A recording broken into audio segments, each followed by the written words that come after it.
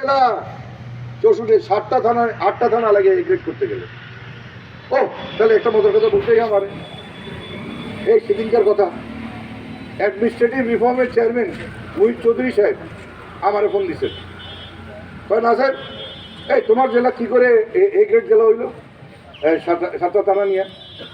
আমি বললাম মামু, আমি তো মামু সম্পর্ক, মামু এটা তো 2004 সালে হয়ে গেছে।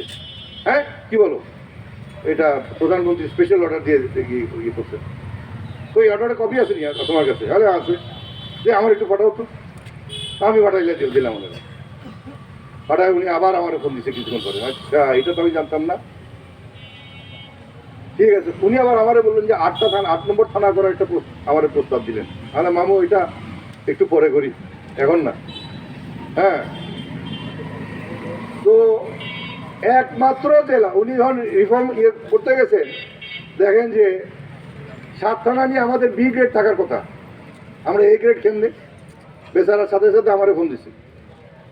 তো একমাত্র জেলা যেটা 7 থানা দিয়ে প্রধানমন্ত্রী বিশেষ অর্ডার দিয়ে এটাকে এ গ্রেড ঘোষণা করেছে। হ্যাঁ হ্যাঁ রেজিস্ট্রেশন করা গেছে 2004 সালের সেপ্টেম্বর অক্টোবরে। যাই হোক, তো আমরা একটু শেষে আসি যে আমরা আজকে আপনার এখানে কর্মী সভা আসছেন, সুন্দর করে আমরা একটা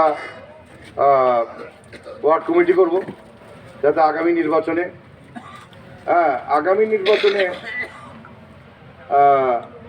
যেটা যেরকমই হোক নির্বাচন তো হবে এবং প্রপার নির্বাচন হবে, সবচেয়ে স্বচ্ছ নির্বাচন হবে। তো সবাই যাতে আমরা একত্রিত হয়ে ওয়ার্ড কমিটিগুলি করতে পারি।